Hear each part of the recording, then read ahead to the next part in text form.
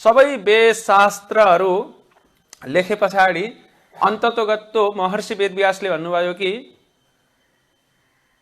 परोपकार जस्तो ठुलो धर्म केही पनि छैन भन्नुभयो। परोपकाराय पुण्याय पापाय परपीडनम भन्नुभयो। अरूलाई परोपकार गरिन्छ, अरूको उपकार गरिन्छ अनि त्यो चाहिँ ठुलो पुण्य कार्य हो।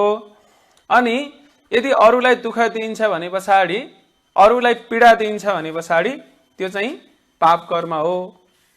त्यही भएको हुँदाखेरि हर बुद्धिमान व्यक्तिले, हर जिम्मेवार व्यक्तिले, हर विवेकशील प्राणी अथवा मानव जातिले अरूको हितका लागि जीवन व्यतीत गर्नुपर्छ। मतलब परोपकारमा जीवन व्यतीत गर्नुपर्छ। र हाम्रो श्रील प्रभुपादजीको पुरा जीवनी हेर्ने हो भने उहाँको सबै जीवनी नै परोपकारमा केन्द्रित छ। 70 वर्षको वृद्ध जसलाई अब पुरा सबै कार्यहरूबाट रिटायरमेन्ट भएर रिटायर्ड जीवन बिताएर आनन्दसँग बस्नुपर्ने समयमा 70 वर्षको वृद्ध उहाँ चाहिँ अमेरिका जस्तो देशमा जानुभयो र कृष्ण भावनाको प्रचार प्रारम्भ गर्नुभयो। आफ्ना गुरुको आदेशलाई शिरोधार्य गरेर उहाँ अमेरिका जानुभएको थियो र त्यसको एउटै सार के हो? परोपकार। परोपकाराय पुण्याय। उहाँले परोपकार गर्नुभयो, तर यस्तो परोपकार गर्नुभयो कि जुन परोपकार भन्दा श्रेष्ठ परोपकार संसारमा अर्को कुनै पनि छैन। त्यही भएर भागवतमा यही सिद्धान्तलाई वर्णन गरिएको छ। भागवतको 8औं स्कन्धमा त्यहाँ चाहिँ विस्तृत रूपमा परोपकार कसरी गर्नुपर्छ भनेर वर्णन गरिएको छ। भागवतले भन्छ कि तपयन्ति लोकतापेन साधव प्रायश जन परमा आराधनाम तद्धि पुरुषास्य अखिल आत्मना। पुरुषास्य अखिल आत्मना अर्थात भगवान। भगवानलाई यदि हामीले सन्तुष्ट गर्न चाहन्छौँ भने पछाडि के गर्नुपर्छ अरे भन्दाखेरि परोपकार गर्नुपर्छ। परोपकार कस्तो हुन्छ? तापयन्ति लोकतापेन। अरूको दुःख हटाउनका लागि यदि हामी आफूले दुःख बेसाउन पनि पछि पर्दैनौँ भने त्यो चाहिँ परोपकारी व्यक्तिको पहिलो गुण हो। किन भन्दाखेरि अरूलाई परोपकार गर्दाखेरि त्यो परोपकारी व्यक्तिले आफूले कैयौं कष्टहरू उठाउनुपर्छ, स्वाभाविक हो। जस्तो कि विभिन्न चरणमा विभिन्न घटना दुर्घटनाहरू हुन्छन् हैन। मान्छेहरू प्राकृतिक प्रकोपमा परेका छन्, रोगी दुखी व्यक्तिहरू छन्। संसारमा एन केन प्रकारेण दुखै दुःख छ। जन्म मृत्यु जरा व्याधि सबै दुःख हुन्। अनि ती दुखी व्यक्तिहरूलाई उद्धार गर्न जानका लागि जो व्यक्ति नर्मल छ, सामान्य छ, आफूले दुःख नबेसाइकन उद्धार गर्न सक्छ। जस्तो कि अहिले बाढी पहिरोमा मान्छेहरू परेका छन्, उनीहरूलाई सहयोग गर्न जानु पर्यो, उद्धार गर्न जानु पर्यो भने पछाडि ती समाजसेवी व्यक्तिहरूले के गर्नुपर्छ? धेरै अडचनहरू आफूले बाधा व्यवधानहरू सहनुपर्छ। यो त संसारमा जस्तो कि एउटा बाढी पहिरोबाट बचाउनका लागि उद्धार कार्य गरियो, अर्को ठाउँमा बसाई स्थानान्तरित नि गरिएला, फेरि के भूकम्प आउँदैन भन्ने ग्यारेन्टी त छैन, फेरि अर्को बाढी पहिरो आउँदैन भन्ने ग्यारेन्टी छैन। यो पनि परोपकार हो। तर यो संसारमा यसरी हामीले कुनै पनि समाज सेवा गर्छौं, यो चाहिँ एकदम थायी रूपको हुँदैन, थायी प्रकृतिको हुँदैन। किन भन्दाखेरि यो संसारै अस्थायी छ। भगवानले के भन्नुभयो? मामुपेत्ते पुनर्जन्म दुःखालय अशाश्वतम। मलाई प्राप्त नगरेसम्म व्यक्ति यही संसारमा रहन्छ र यो संसार कस्तो छ भन्दा दुःखालय अशाश्वतम। यो चाहिँ दुःखको घर हो। दुःख आलय भनेपछि सुख आलय भएको भए के हुन्थ्यो? यहाँ सुखै सुख हुन्थ्यो। आलयको मतलब घर। जस्तो कि पुस्तक आलय भनेको त्यो आलय, त्यो घर जहाँ पुस्तकै पुस्तक छन् त्यसलाई के भन्छ? पुस्तकालय। अनि त्यसै गरेर हिम आलय, जहाँ चाहिँ हिउँ नै हिउँ छ त्यसलाई के भन्छ? हिमालय। भने पछाडि जे कुराले मिलेर बनेको हुन्छ त्यसको पछाडि ट्याक्क के थप्ने गरिन्छ? आलय। जस्तै कि शौचालय हैन, मदिरालय भने जस्तै मदिराहरू पाइने ठाउँ मदिरालय भयो। अनि जहाँ विद्या पढाइन्छ, विद्या दिइन्छ, विद्या नै विद्या हुन्छ, त्यो ठाउँलाई के भन्छ? विद्या आलय। भनेपछि यो संसारलाई भगवानले एकमुष्टमा के भन्नुभयो? दुःख आलय। यो संसारमा दुःख छ। तर कस्तो छ दुःखको प्रकृति? दुःखको प्रकृति कस्तो छ भन्दाखेरि यो चाहिँ सधैँभरि स्थिर एक समान हुँदैन। यो चाहिँ निश्चित समय आउँछ फेरि गइहाल्छ। त्यही भएर भगवानले भन्नुभयो कि दुःखालय अशाश्वतम। शाश्वतम भएको भए त बर्बाद हुन्थ्यो। एकपटक दुःख सुरु भयो भने त कहिल्यै पनि हट्ने थिएन। तर अलिकति सुखद कुरा के भयो भन्दाखेरि अशाश्वत भयो भनेको आउँछ जान्छ। कालक्रममा जाडो पनि आउँछ, जाडो जान्छ, फेरि गर्मी आउँछ, गर्मी जान्छ, फेरि जाडो आउँछ। जस्तै दिन आउँछ, रात जान्छ, फेरि त्यसपछि रात परिहाल्छ, रात बितेपछि फेरि दिन आउँछ। ठिक त्यसै गरेर दुःखपछि सुख आउँछ, सुखपछि दुःख आउँछ। मात्र स्पर्शास्तु कौन्तेय शीतोष्ण सुख दुःखदा आगम पाइने नित्यस्तम तितिक्षव भारत भनेर भगवानले यो ज्ञान गीताको अध्याय 2 मा वर्णन गर्नुभयो। भनेपछि यो संसार कस्तो छ? अशाश्वत छ। यो संसारमा परोपकारै गर्यो भने पनि त्यसको प्रभाव के छ? अशाश्वत अर्थात् टेम्पोररी मात्रै हुन्छ क्या। हामीहरूले जस्तो कि एउटा गरिब भोको व्यक्तिलाई भोजन दियो भने पछाडि उसलाई परोपकार गर्यो कि गरेनौँ? गर्यौँ। तर एक छाक भोजनले फेरि के हुने भयो? एकछिनलाई परोपकार भयो, फेरि भोलिपल्ट उसलाई फेरि भोक लाग्छ। एक बोतल मिनरल वाटर किनेर दियो भनेपछि तत्कालका लागि उसको तिर्खा मेटिन्छ, तर बेलुकी अथवा भोलि फेरि तिर्खा सुरु भइहाल्छ। त्यही भएर यो भागवतमा परोपकार गर्नलाई नै सिकाएको छ र परोपकार गर्नलाई नै प्रेरणा दिन्छ। तर परोपकार कसरी गर्ने रे भन्दाखेरि त्यसरी गर्ने जुन परोपकारले व्यक्ति यो दुःखको जुन चक्र छ नि, यो चक्रबाट सधैँका लागि उन्मुक्ति प्राप्त गरोस्। यो दुःखको चक्रमा बार बार फस्नु नपरोस्, सधैँका लागि पर्मानेन्ट सोलुसन। यहाँ जति पनि परोपकार भइरहेछन् संसारमा अहिले मानव समाजमा, ती अधिकांश परोपकार 99% परोपकारहरू चाहिँ टेम्पोररी सोलुसन हुन्, भनेको अस्थायी समाधानका उपायहरू मात्रै हुन्। तर भागवतले चाहिँ यी समस्यालाई पर्मानेन्ट सोलुसन तर्फ अगाडि बढाइरहेछ। मतलब हामीले थायी रूपमा कसरी त्यसलाई समाधान गर्ने। र त्यही भएको हुँदाखेरि वर्णन गरियो कि भागवतमा तापयन्ति लोक तापेन साधव प्रायश जन परम आराधनम तद्धि पुरुषास्य अखिल आत्मना भनेको भगवानलाई सन्तुष्ट गर्ने सबैभन्दा ठुलो कुरा के हो? परोपकार हो। तापयन्ति लोक तापेन। तर त्यो परोपकार कस्तो हुनु पर्यो भन्दाखेरि त्यो चाहिँ थायी समाधान हुनु पर्यो के समस्याहरूको। भागवतम यसैको सेरोफेरोमा घुमेको छ। वेद शास्त्र हाम्रा पुराण उपनिषदहरू यही सिद्धान्तको वरपर घुमेका छन्। त्यही भएर हामीले धेरै उदाहरणहरू प्रस्तुत गर्न सक्छौँ कि किन परोपकार गर्नुपर्छ र परोपकार गर्ने व्यक्तिको जीवन कति उन्नत हुन्छ।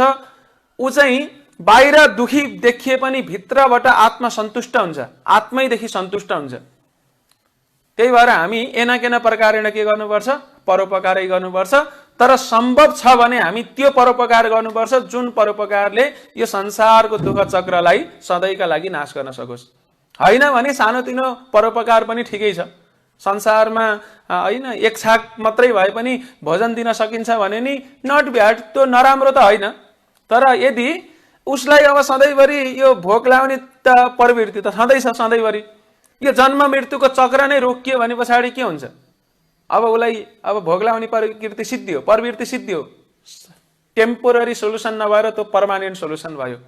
यो कुरा चाहिँ हामीले मनन गर्नुपर्छ। त्यही भएर परोपकारका धेरै उदाहरणहरू, दृष्टान्तहरू हामीले शास्त्रमा भेट्न सक्छौँ कि कुनै पनि हालतमा हामीले परोपकार छोड्नु हुँदैन। परोपकार भनेको मानवको धर्म हो। सेवा गर्ने भन्छ नि, सेवा नै धर्म हो भन्छ नि, हो। तर त्यो सेवा चाहिँ कस्तो हुनुपर्छ भन्दाखेरि सकेसम्म यी समस्याहरूको थायी समाधान गर्ने किसिमको सेवा हुनुपर्छ। अस्थायी पनि नराम्रो होइन, तर थायी त धेरै थायी नै भइहाल्यो नि। होइन, मान्छे एउटा सामान्य त थायी जागिर खाने कि अस्थायी जागिर खाने, किन सरकारी जागिरप्रति मान्छेको चाह हुन्छ, त्यसलाई थायी जागिर भन्छ। होइन, थायी जागिर भनेको तपाईँ एकचोटि छिर्नु भयो र केही बेइमान गर्नु भएन भनेपछि तपाईँको जीवन त्यसले कटाउँछ क्या खासमा। तर अस्थायी जागिर के हुन्छ? अलिकति ल कोरोना आयो, महामारी सुरु भयो, अनि त्यसपछि जागिरबाट निकाला हुन्छ, फेरि पहिला जहाँ थियो त्यही नै आउनुपर्छ। होइन, अस्थायीको भनेकै त्यही हो। तर थायी भनेको एकचोटि छिर्यो भने छिर्यो, मतलब त्यसलाई भन्छ थायी। त्यही भएको हुँदाखेरि हामीले के गर्नु पर्दो रहेछ? परोपकार गर्नु पर्दो रहेछ, सेवा गर्नु पर्दो रहेछ। सेवा नै धर्म हो। तर कस्तो सेवा गर्नु पर्यो? सकेसम्म वास्तविक शास्त्रले जे कुरालाई निर्देश गरेको छ त्यो अनुसार अगाडि बढ्नु पर्यो। र शास्त्रले यो संसारको जति पनि समस्याहरू छन् तिनीहरूलाई थायी रूपमा निवारण गर्ने त्यो सेवा गर्नलाई सिफारिस गर्छ। त्यही भएर हामीले हेरौँ, नेपालको एउटा अत्यन्त फेमस उदाहरण छ सेवाको बारेमा। सेवा कति महत्त्वपूर्ण छ भनेर नेपालमा एकजना महान कवि जन्मिनु भएको थियो, जसलाई हाम्रो नेपालमा आदिकवि भनिन्छ। आदिकवि भानुभक्त आचार्य। भानुभक्त आचार्य अहिले पनि हाम्रो मानव समाजमा, नेपाली समाजमा र एक किसिमले अन्य संसारभरि नै पनि उहाँको कीर्तिगान दिन प्रतिदिन बढिरहेछ, फैलिरहेछ। भानुभक्त आचार्य भनेर उहाँको समयमा बरु त्यति कीर्तिगान हुने थिएन होला जति अहिले कीर्तिगान हुन्छ। उहाँको गुणगान हुन्छ नि। किन उहाँको गुणगान भयो? किन भन्दाखेरि उहाँको जीवन परोपकारमा बिताइदिनु भयो। हुन त भानुभक्त आचार्य जब सानो हुनुहुन्थ्यो केही समयसम्म उहाँको जीवन पनि सामान्य व्यक्तिको जसो गरेर बितिरहेको थियो। एकपटक उहाँले चाहिँ के गर्नुभयो हैन, यसो यात्रा गर्ने क्रममा एकजना घाँसीलाई देख्नुभयो, घाँस काट्ने व्यक्तिलाई। अनि उसले चाहिँ अब आफ्नो दैनिकी घाँस काट्ने ओर्ने सबै गर्थ्यो, तर त्यसको अलावा केही समय छुट्याएर त्यो घाँसीले के गर्थ्यो भन्दाखेरि त्यहाँ चाहिँ आफूले जुन कमाएको पैसा सबै लगाएर, श्रम लगाएर एउटा कुवा खन्दै थियो। अनि उसले त्यो कुवा खन्दै थियो, धारो बनाउँदै थियो।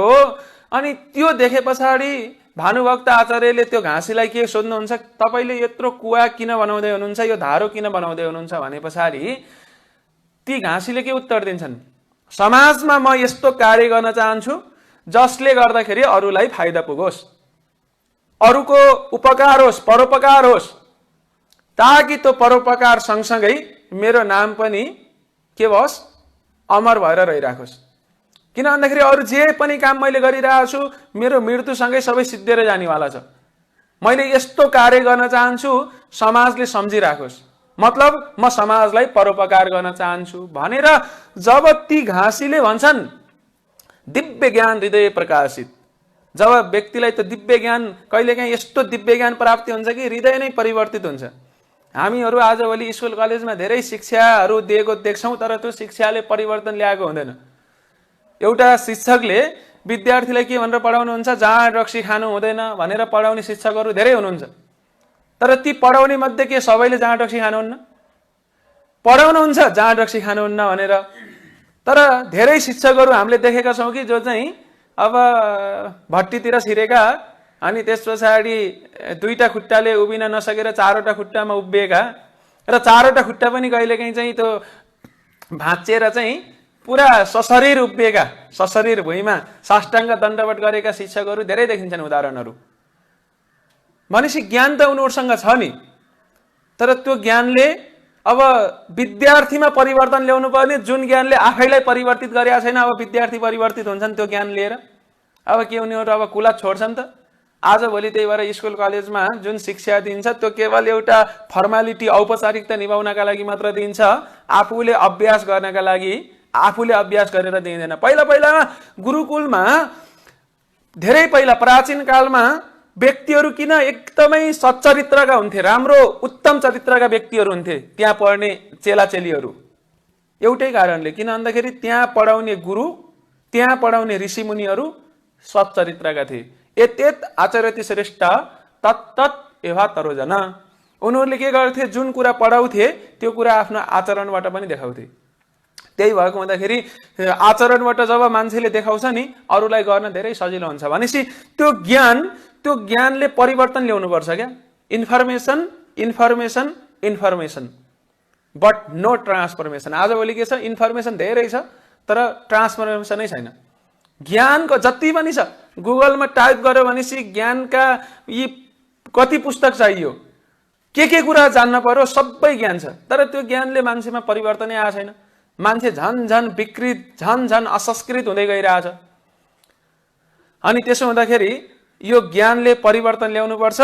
र जब ती भानुभक्त आचार्यलाई घाँसीको त्यो कुरा उनको कानमा पर्यो, उनले सुने, दिव्य ज्ञान हृदय प्रकाशित भयो। अनि त्यसपछि उनले विचार गर्न लागे। विचार पनि यो गर्न लागे कि एउटा घाँसीले त जसले आफ्नो परिवार पाल्नका लागि पुरा सङ्घर्ष गर्नु परेको छ, उसले आफ्नो जीवनलाई यसरी व्यतीत गर्दैछ कि ताकि भोलि समाजको कल्याण होस्, परोपकार होस् भनेर। म भानुभक्त आचार्य त सम्पन्न परिवारमै जन्मिनु भएको थियो, मैले खै त के गरेँ त?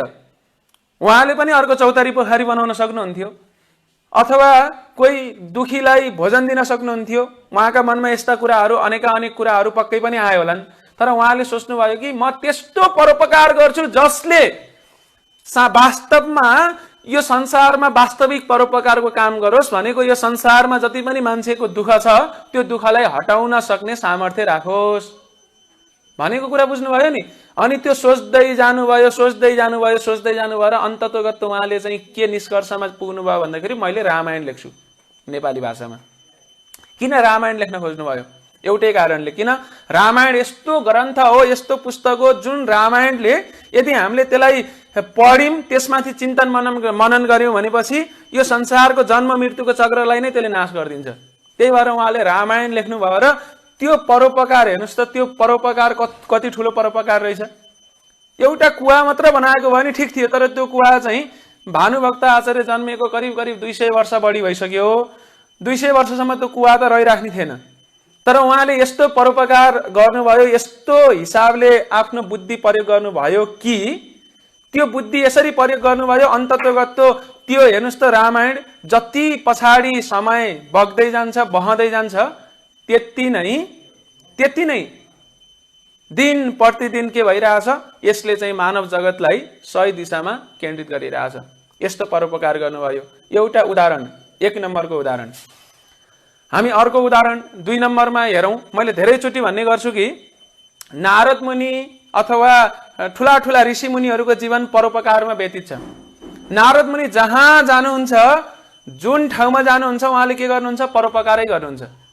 परोपकार पनि कसरी गर्नुहुन्छ भन्दाखेरि जो व्यक्ति समाजलाई अत्यन्त घाटा पुर्याउने किसिमका छन् उनीहरूलाई के गर्नुहुन्छ? परिवर्तित गरिदिनुहुन्छ र साधु बनाउनुहुन्छ। उदाहरणका लागि नारद मुनिले रत्नकारलाई वाल्मीकि बनाइदिनु भयो र वाल्मीकिले रामायण रचना गर्नुभयो र रामायणले सयौं हजारौं लाखौं रत्नकारलाई फेरि वाल्मीकि जस्तो बनाइदियो। भनेपछि जब ती वाल्मीकि जस्ता व्यक्ति भए, वाल्मीकिले गर्ने के हो? समाजको सेवा हो। दोस्रो उदाहरण। तेस्रो उदाहरण पनि हेरौं कि नारद मुनिले अर्को एकजना व्यक्तिलाई पनि के गर्नुभएको थियो? परिवर्तित गर्नुभएको थियो, जसको नाम थियो मृगारी। उदाहरण नम्बर 3। मृगारी कस्तो व्यक्ति थियो? हामीले भन्यौं परोपकाराय पुण्याय पापाय परपीडनम भनेर भन्यौं नि सिद्धान्त। तर मृगारीको जीवनको सिद्धान्त के थियो भनेपछि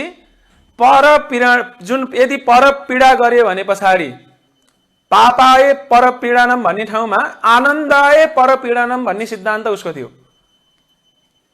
यदि अरूलाई दुःख दिन सकियो भने त्यो जतिको आनन्दको कुरा केही पनि होइन भनेर उसले जीवन व्यतीत गर्थ्यो र उसले जंगलमा के गर्थ्यो भन्दाखेरि जंगलमा शिकारी थियो, शिकार गर्थ्यो र उसले ती शिकार गर्ने पनि कसरी भन्दाखेरि बाण प्रहार गर्थ्यो अथवा हतियार प्रहार गर्थ्यो ती जंगलका प्राणीहरूलाई।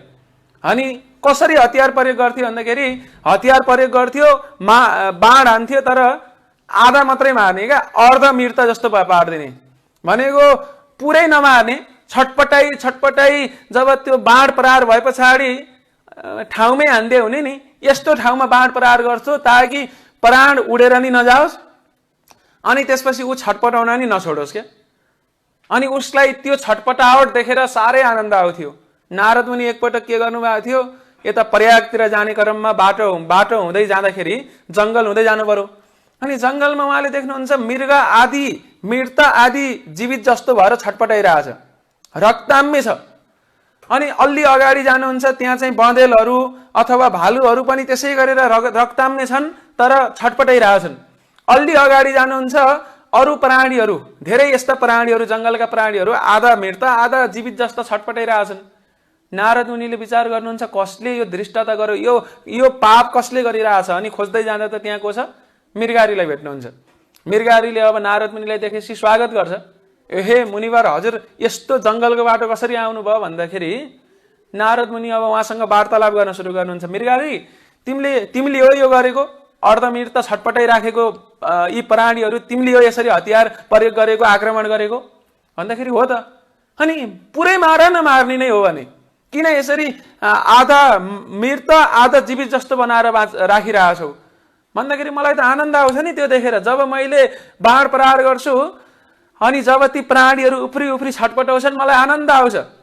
बाल्यकालदेखि गरेको यही हो मैले भन्दाखेरि यो त ठुलो पाप हो मृगारी भनेर सिकाउनुहुन्छ।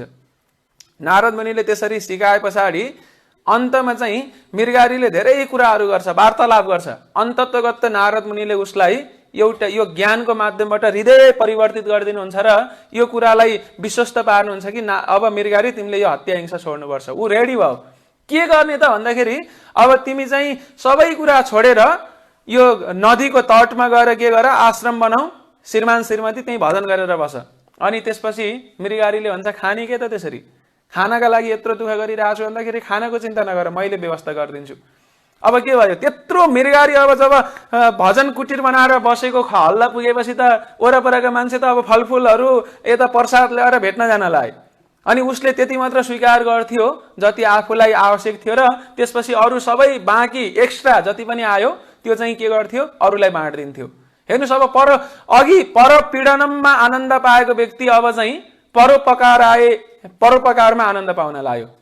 अनि अन्ततोगत एक दिन चाहिँ पर्वत मुनि र नारद मुनि भनेको दुईजना मित्र भएर आउने बेलामा आफ्ना गुरु महाराज जब त्यहाँ आएको देख्नुहुन्छ मृगारीले, अब त साधु भइसक्नु भयो, मृगाहरू साधु भइसक्नु भयो। अनि उहाँलाई दण्डवत गर्नलाई भेट्नलाई जान लागेको बाटोमा चाहिँ कमिला रहेछन्।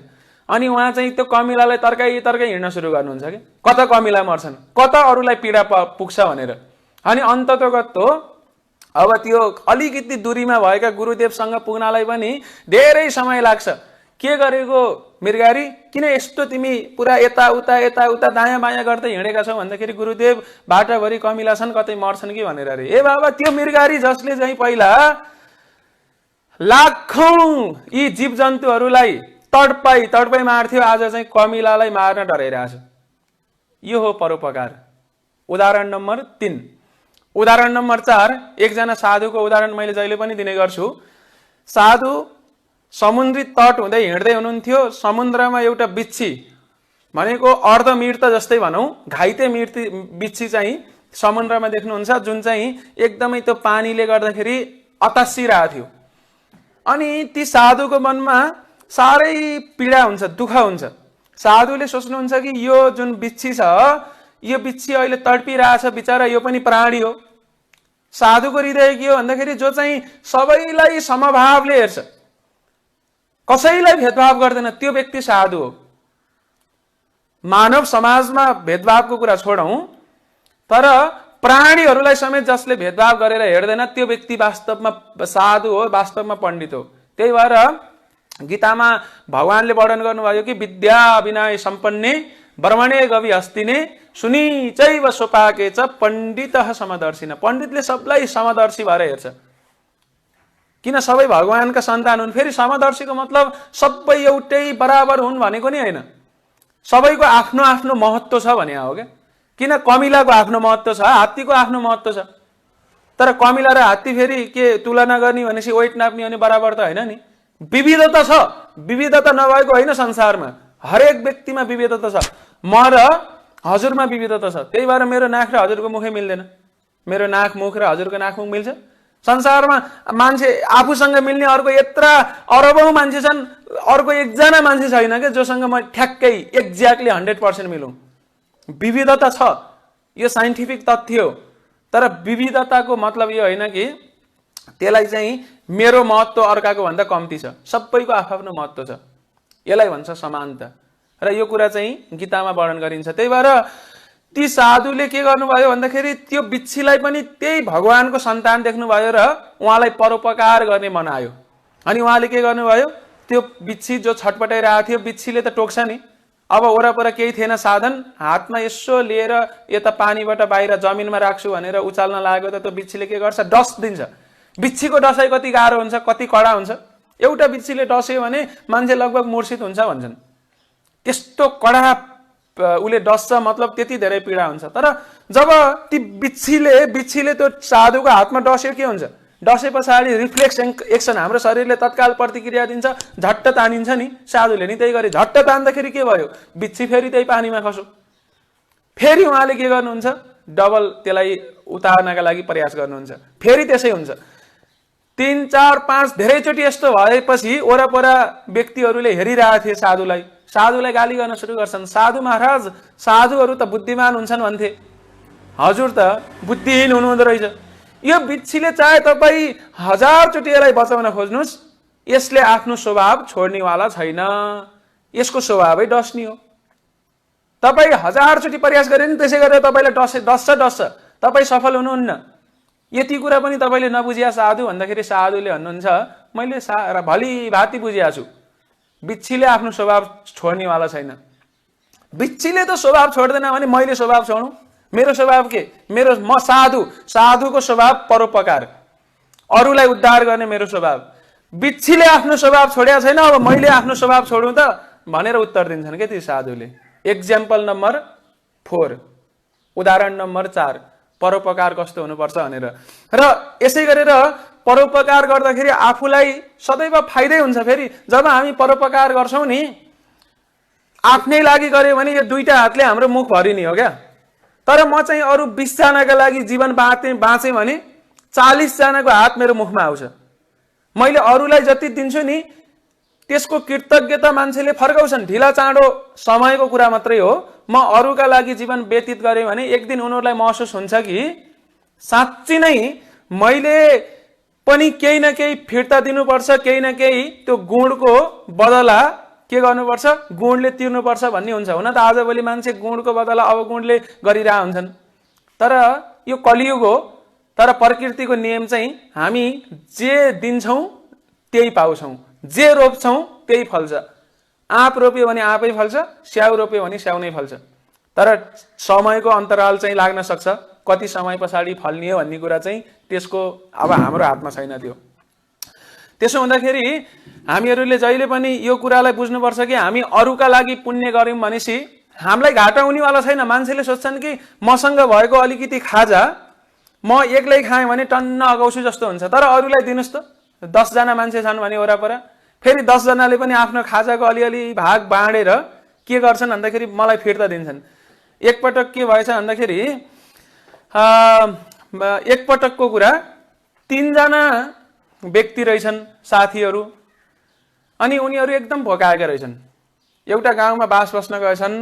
अनि बास बस्न गए पछाडि के भएछ भन्दाखेरि अब त्यो गाउँलेले यसो हतार गरेर चाहिँ उनीहरूलाई खाना त ल्याइदियो, तर खाना के भन्दाखेरि रोटी चाहिँ 2वटा रोटी मात्र भएको छ। अनि यसो अब बाँड्न लागेको त के भयो भन्दाखेरि बाँड्ने व्यक्ति छ नि एउटा साथी, अरू 2टा साथीलाई आफूले नि अरूलाई नि बाँड्छु अनि मलाई पनि बाँड्छु भनेर चाहिँ बाँड्न लागेको, तर रोटी रहेछन् जम्मा 2टा, उसलाई त 3वटा छन् जस्तो नै लागेको थियो होला सायद। यसो बाँडेको एउटा रोटी बाँडेपछि त हात अर्को एउटा मात्रै बाँकी रह्यो क्या। अब आफूलाई राखौँ कि यसलाई दिउँ, गाह्रो भयो। अनि उसले सोच्यो होस् म यसैलाई दिन्छु भनेर दिइदियो, आफूले बरु खान्न भन्यो। अनि त्यसपछि ती 2 जना साथीले हेरे नि जसले बाँडेको छ उसको हातमा त रोटी नै छैन। अनि त्यसपछि के हो त भन्दाखेरि खाऊ तिमीहरू भगाएका छौ, केही फरक पर्दैन भन्छ उसले, चित्त बुझाउँछ। अनि त्यस पछाडि तिमी नि बस भनेर बसाउँछन् क्या उसलाई।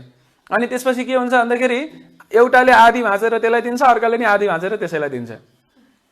भनेपछि अब के भयो, उसलाई घाटा भयो कि फाइदा भयो? परोपकार गर्दाखेरि कहिल्यै पनि घाटा हुँदैन। जस्तो कि उदाहरणका लागि मैले 5औं उदाहरण यहाँ प्रस्तुत गर्छु, अमेरिकाको वास्तविक घटना।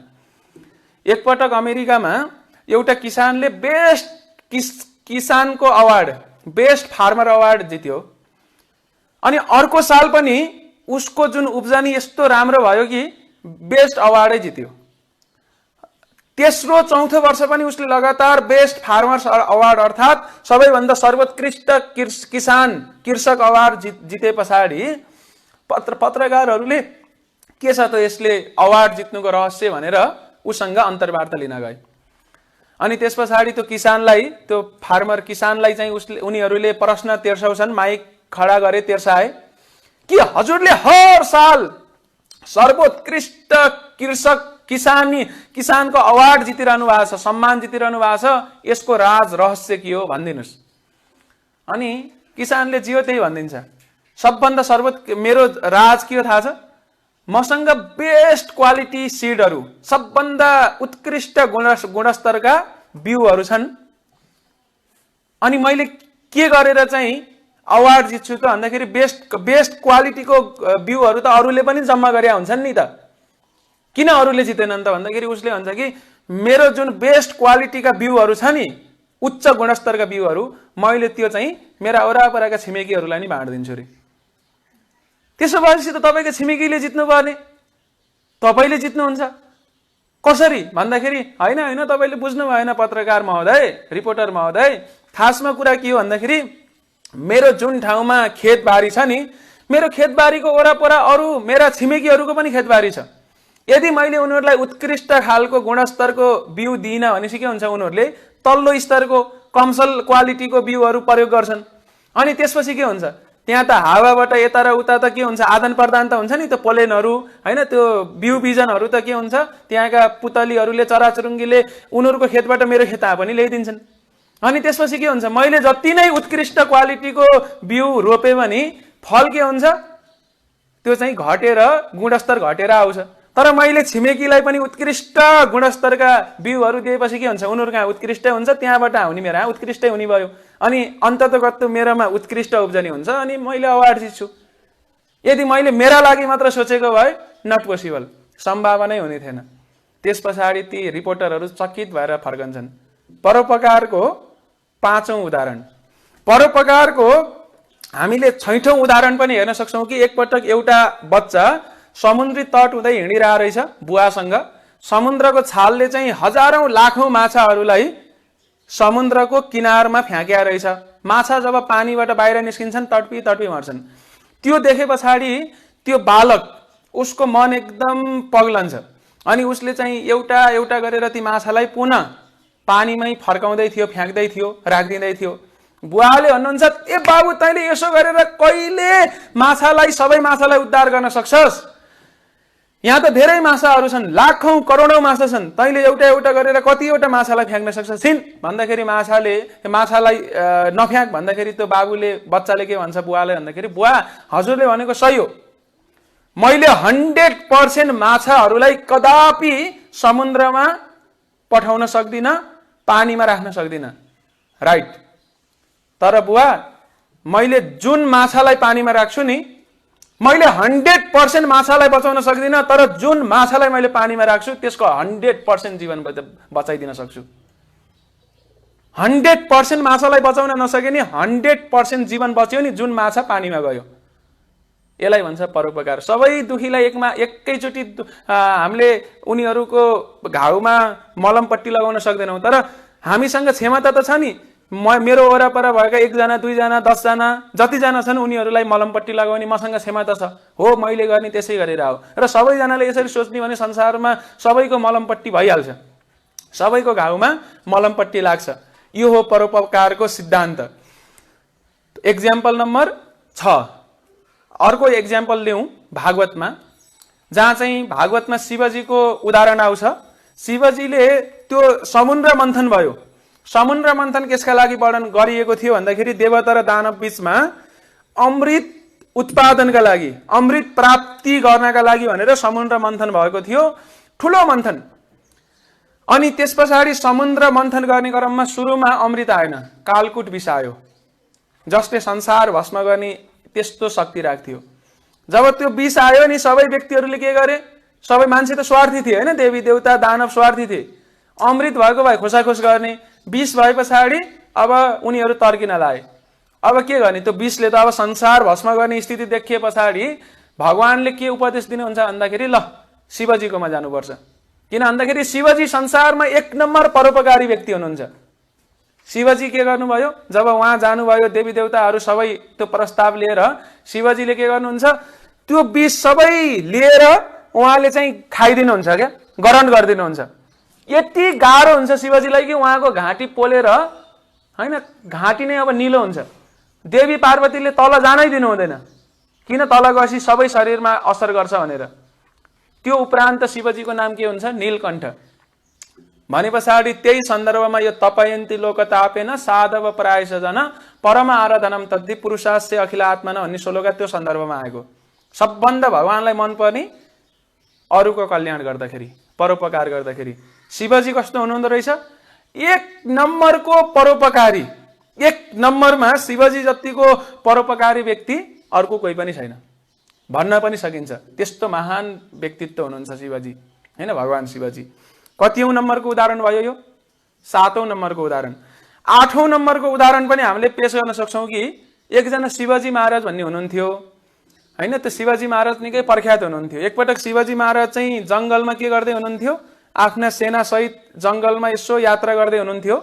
त्यो गर्ने क्रममा त्यो जंगलमा एउटा आँपको वृक्ष रहेछ। अनि त्यो आँपको वृक्षमा एउटी नारी, एउटी स्त्री, उनी चाहिँ त्यो आँप टिप्नलाई जान्थिन्, तर बिचरा उनी रुखमा चढ्न सक्ने रहन्छन्। उनले चाहिँ आँपलाई के एउटा लट्ठीले झटारो हान्दै के गर्दै रहेछन् भन्दाखेरि त्यो आँप झार्न प्रयास गर्दै रहेछन्। तर संजोग कस्तो परेछ भन्दाखेरि जुन बेलामा शिवजी महाराज त्यही ठाउँमा पुग्नु भएको थियो, उनले पनि ठ्याक्कै झटारो हान्ने।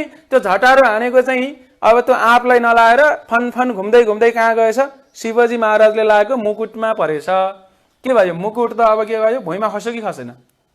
अनि मुकुट भुइँमा खसे पछाडि अनि एकदमै रिसाउनुहुन्छ शिवजी महाराज। त्यो भनेको त ठुलो अपमान भयो कि भएन? मुकुटै खस्नु भनेको त ठुलो अपमान मानिन्छ। अरू सेना सिपाहीले तत्काल त्यो महिलालाई मारिहाल्छन् भनेर गइरहेको थिए, तर शिवजी महाराज केही विवेकशील हुनुहुन्थ्यो, उहाँले रोक्नुभयो।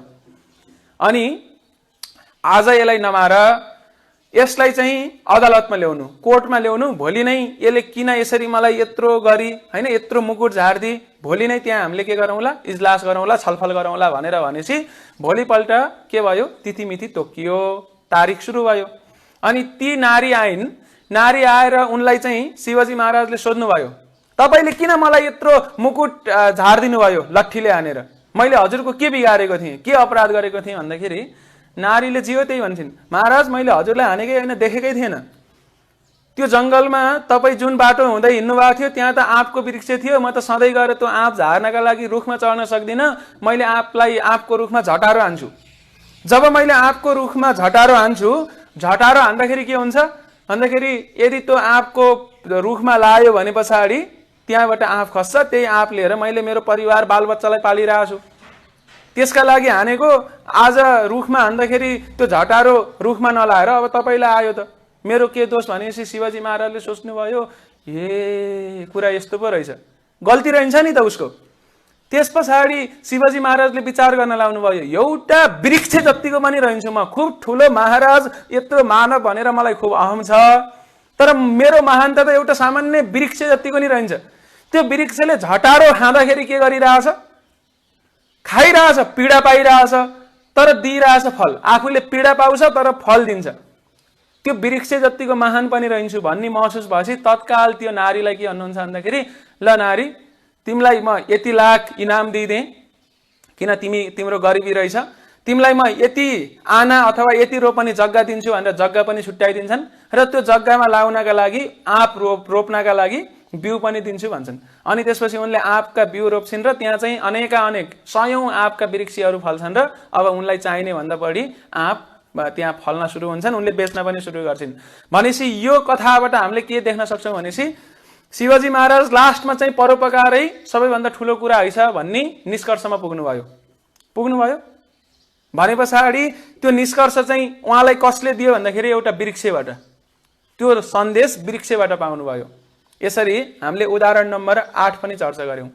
अर्को पनि मलाई खुब मनपर्ने उदाहरण छ, उदाहरण नम्बर 9, राजा अशोकको, जुन कि सम्राट अशोक भन्छौं नि इतिहासमा, जसले चाहिँ बुद्ध धर्मलाई संसारभरि फैलाउने प्रमुख एउटा अभियान्तको कार्य गर्नुभयो।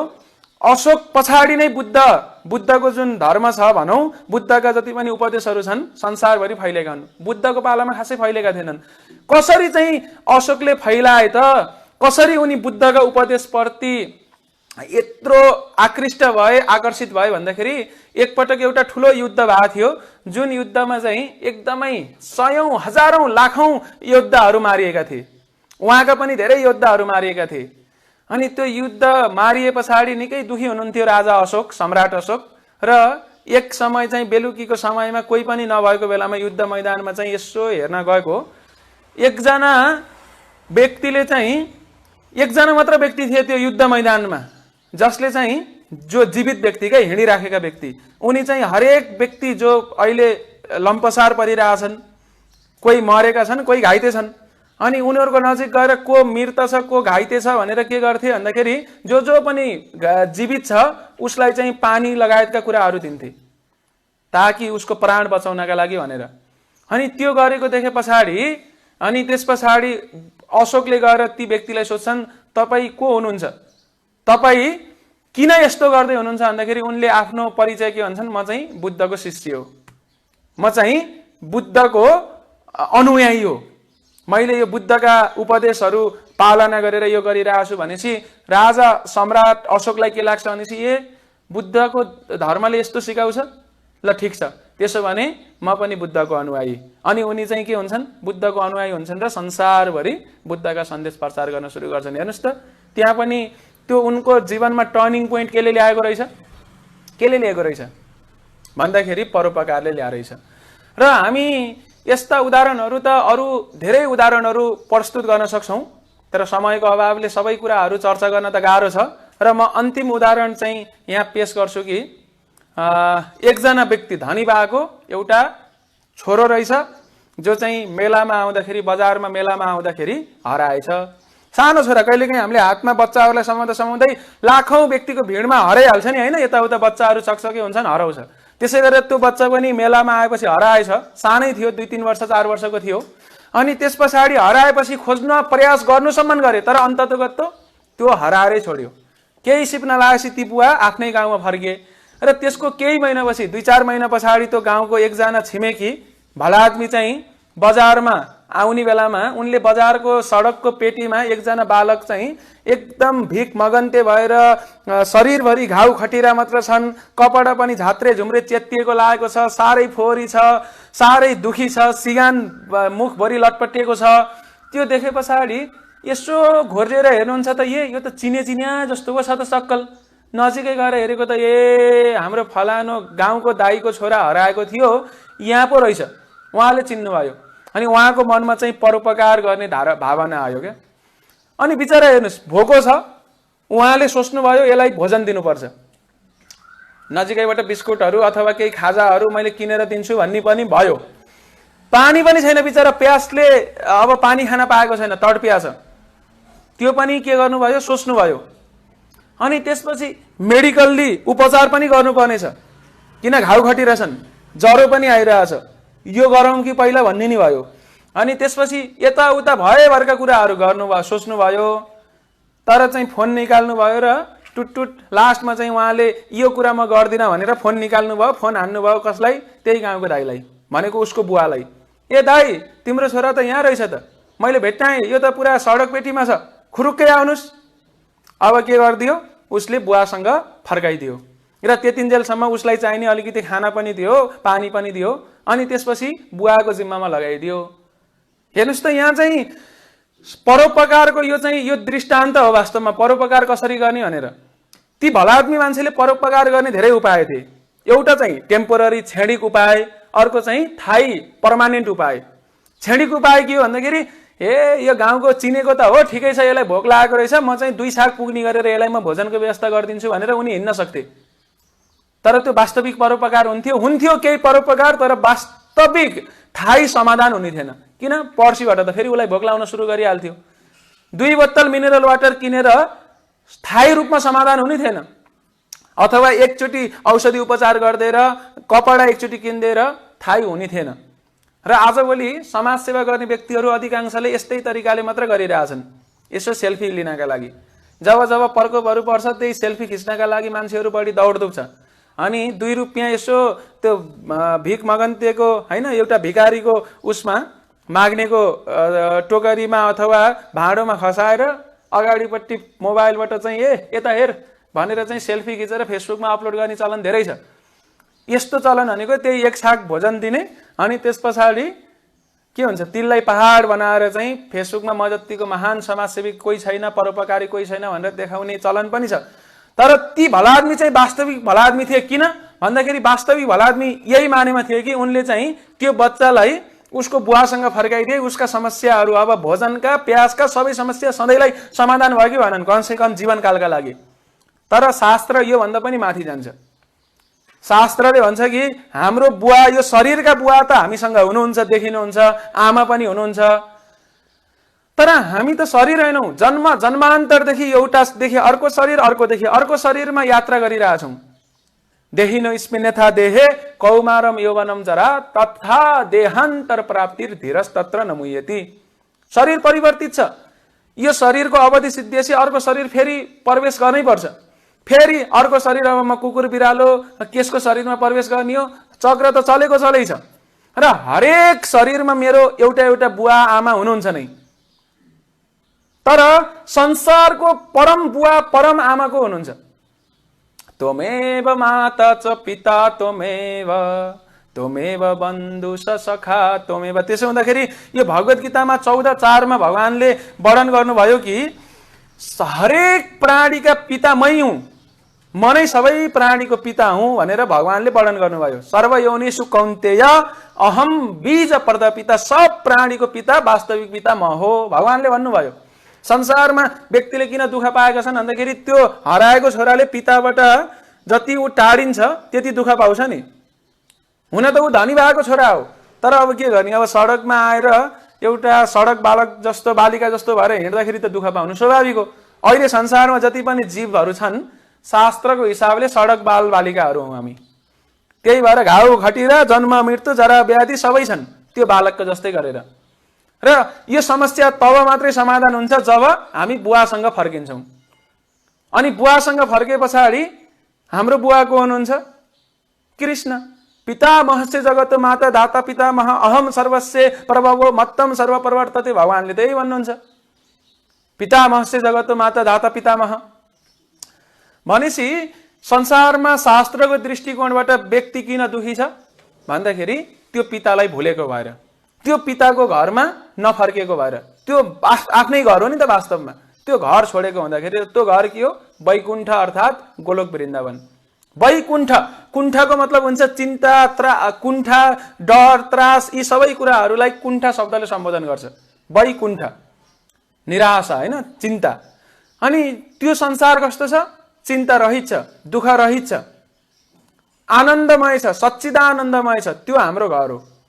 त्यो घरमा अब फर्किए पछाडि समस्या सधैँलाई समाधान भयो। त्यही भएर परोपकारै गर्नु छ भनेपछि टप मोस्ट हाइएस्ट परोपकार के हो भन्दाखेरि यदि हामीले भगवानमा मान्छेले जसलाई भगवानलाई बिर्सेर बसेका छन्, बुवालाई बिर्सेर बसेका छन्, त्यो धाम त्यो घर फर्किनुपर्छ भन्ने धारणा बिर्सेर बसेका छन्, उनीहरूलाई यदि यो ज्ञान दियो भने पछाडि यहाँभन्दा श्रेष्ठ परोपकार केही हुँदो रहेछ? त्यही भएर यत्रो गीतामा 700 श्लोकाहरू छन् भनेको 18 अध्यायहरू छन् र 18वटा अध्यायहरू भगवानले वर्णन गरे पछाडि 1866 के गर्नुभयो? मेरो शरणमा आऊ भन्नुभयो। सर्वधर्मान परित्यज्य माम एकम शरणम वर्ज। कतिपयले यो वर्ज शब्दको अर्थ हुन्छ के भन्दाखेरि जाऊ, संस्कृतमा सिधै हुन्छ जाऊ। तर माम एकम मेरो शरणमा जाऊ भनेपछि फेरि त्यो जब एकै ठाउँमा यी शब्दहरू आउँछन् त्यसको अर्थ हुन्छ आऊ। यो व्याकरणको नियम अनुसार भगवानले के भन्नुभयो? मेरो शरणमा आऊ, म तिमीलाई हर पापबाट मुक्ति दिन्छु, चिन्ता नगर, नडराऊ, शोक सुर्ता नगर। मान्छेले यसलाई फाइनल मान्छन् र यो फाइनल सन्देश पनि हो। तर भगवानले त्यतिमा रोकिनु भएको छैन।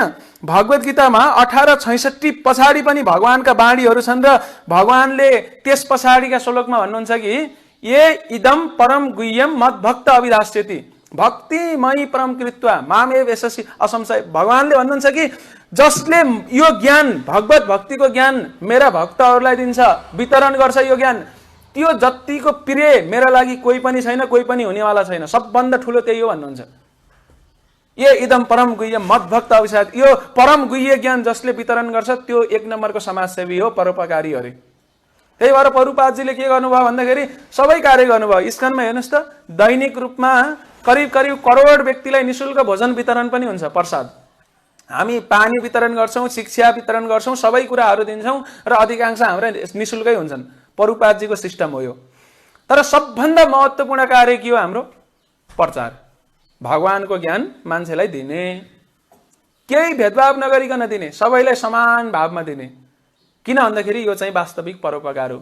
र प्रभुपादजीले अनेक ग्रन्थहरू केसका लागि लेख्नु भएको? केवल परोपकारका लागि लेख्नु भएको। 80 भन्दा बढी पुस्तक छन् प्रभुपादजीका।